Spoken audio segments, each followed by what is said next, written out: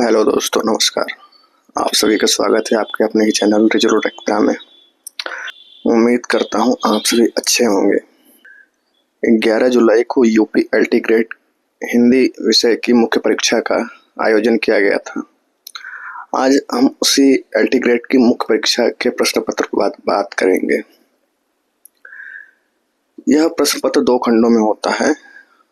इसमें पूर्णांक कुल 200 अंकों का होता है। खंड अ में 10 प्रश्न, खंड ब में 10 प्रश्न होते हैं। खंड अ में जो 10 प्रश्न होते हैं वो लघु उत्तरीय होते हैं, जिनमें प्रत्येक उत्तर की शब्द सीमा 125 शब्द निर्धारित की गई है। जबकि खंड ब में 10 प्रश्न होते हैं जो दीर्घ उत्तरीय होते हैं। प्रत्येक उत्तर की शब्द सीमा 200 निर्धारित की गई है। प्रत्येक भाग के लिए नियत अंक उसके सामने दिए जाते हैं और इस प्रश्न पत्र का जो समय होता है वो 3 घंटे होता है। तो आइए बात करते हैं खंड अ में, जो कि लघु उत्तरीय प्रश्न होते हैं। उसमें पहला प्रश्न था, आदिकाल के नामकरण संबंधी विभिन्न विद्वानों के मतों की समीक्षा कीजिए।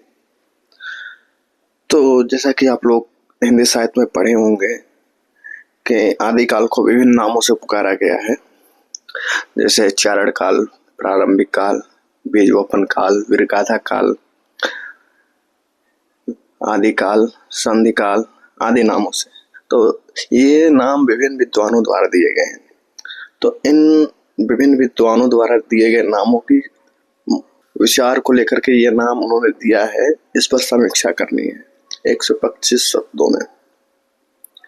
अगला प्रश्न है, हिंदी में राम काव्य की परंपरा की प्रमुख प्रवृत्तियों का विवेचन कीजिए। तो हिंदी साहित्य में राम काव्य कब से लिखा जा रहा है, उसकी प्रमुख प्रवृत्तियां क्या रही हैं या पर विवेचना करनी है। अगला प्रश्न है, विहारी सतसई का महत्व स्थापित कीजिए। अगला प्रश्न है, भारतेंदु युगीन हिंदी पत्रकारिता का स्वरूप स्पष्ट कीजिए। भारतेंदु युगीन जो तमाम पत्रिकाएं रही हैं, चाहे वो हरिश्चंद्र मैगजीन हो, बाला बोधनी हो, ब्राह्मण पत्रिका हो, आनंद कादम्बिनी हो, इन सभी पत्रिकाओं का स्वरूप जो रहा है उनको स्पष्ट करना था। अगला प्रश्न, 5वां प्रश्न रहा है, नई कविता का आशय स्पष्ट करते हुए किसी प्रमुख कवि का साहित्यिक परिचय दीजिए। तो इसमें आपको नई कविता का आशय बताना है और उस नई कविता के किसी एक कवि का साहित्यिक परिचय देना है। अगला 6वां प्रश्न रहा है, रेखाचित्र के विकास में महादेवी वर्मा का योगदान बताइए। जैसा कि आप लोग महादेवी वर्मा को जानते हैं कि छायावाद के प्रमुख स्तंभों में से एक रही हैं।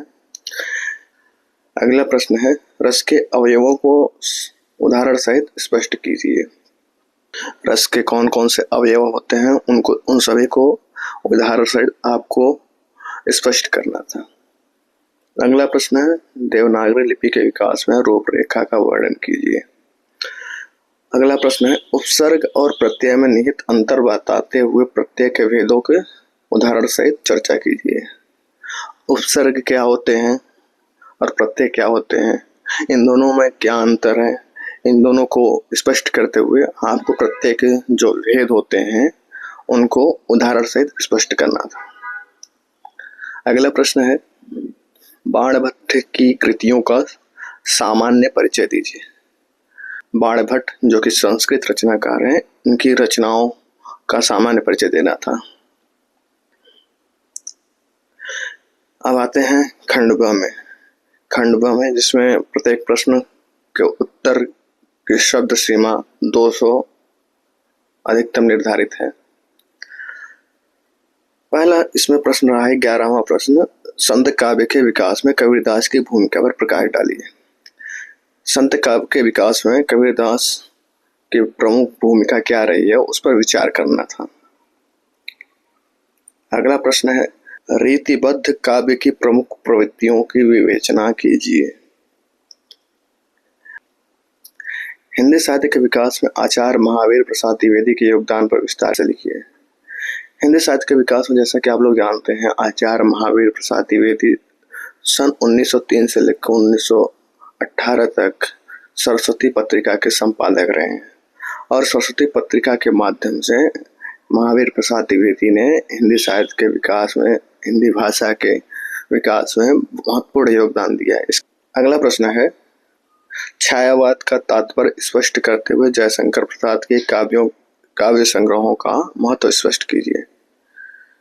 छायावाद क्या है उसके विषय में लिखते हुए आपको जयशंकर प्रसाद के काव्य संग्रह लहर, आंसू, झरना, कान्हाई इत्यादि के महत्व को बताना था। अगला प्रश्न है, प्रयोगवाद क्या है? इसके विकास में अज्ञेय के प्रवेश पर अपने विचार व्यक्त कीजिए।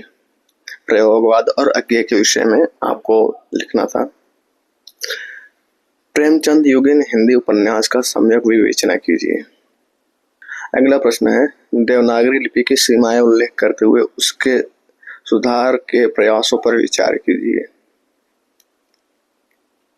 अगला प्रश्न है, उपमा और उत्प्रेक्षा अलंकार के लक्षण एवं उदाहरण प्रस्तुत कीजिए।